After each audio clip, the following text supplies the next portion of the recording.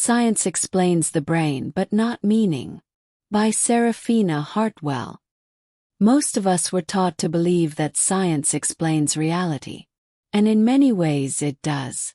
Science explains how the brain functions, how neurons communicate, how perception is constructed, how behavior emerges from biological processes. But there is a quiet question science rarely answers. Question that many people feel, but don't know how to ask. That question is meaning. Not meaning as an abstract concept, but meaning as lived experience. Why does anything matter at all? We can map the brain in extraordinary detail. We can observe neural activity as someone feels joy, fear, love, or loss. Yet even with all this knowledge, something remains untouched. Because understanding how something happens is not the same as understanding what it means. And this distinction matters more than we often admit. When someone says, "My life feels empty," or "I don't know why I'm here," we don't respond by showing them a brain scan. Because meaning is not located in a neuron. Meaning is not a chemical reaction. And it cannot be reduced to electrical signals. Yet, it is not imaginary either. This is where many people become confused. On one side, science tells us, everything is matter. Everything follows physical laws. Consciousness is produced by the brain. On the other side, spirituality tells us, life has purpose. Experience has depth. Reality is more than what we can measure, and people feel forced to choose. Either you are rational, or you are spiritual. Either you trust science, or you search for meaning. But what if this is a false division? What if science is not wrong, just incomplete in how we use it? Science is incredibly powerful at describing mechanisms, tells us how processes work, how systems interact, how complexity emerges. But science, by design, does not ask questions of value. It does not ask why something matters. It asks only how something happens. That is not a failure. It is a boundary. Meaning lives on the other side of that boundary. Not in opposition to science, but beyond its method. Meaning emerges from experience. From context, from relationship, from the fact that something is happening at all, and that it matters to someone. You can explain love chemically, but that explanation does not replace love.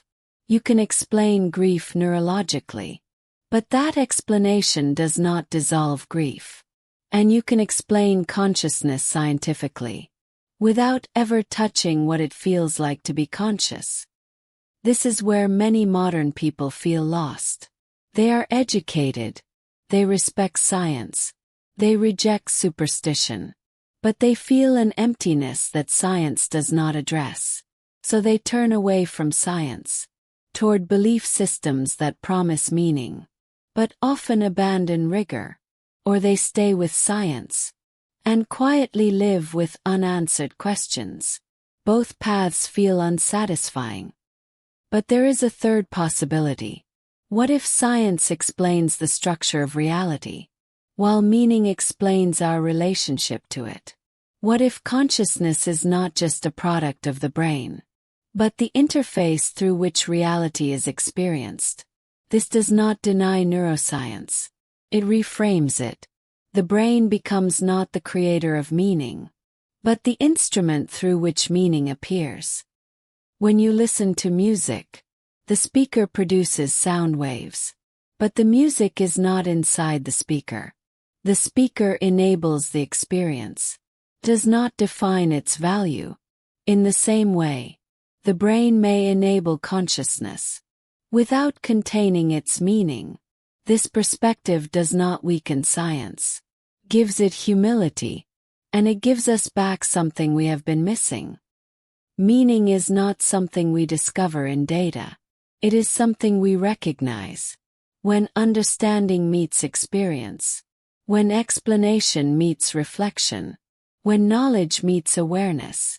This is why purely scientific answers often feel unsatisfying to deeply human questions, and why purely spiritual answers often feel disconnected from reality.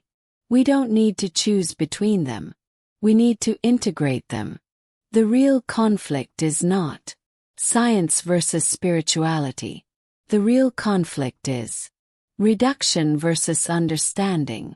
When we reduce life to mechanisms alone, we lose meaning. When we ignore mechanisms entirely, we lose grounding. But when we allow science to explain how, and allow reflection to explore why, something coherent begins to emerge. This is not about belief. It is about orientation. How you relate to reality changes how reality feels, and meaning is born in that relationship.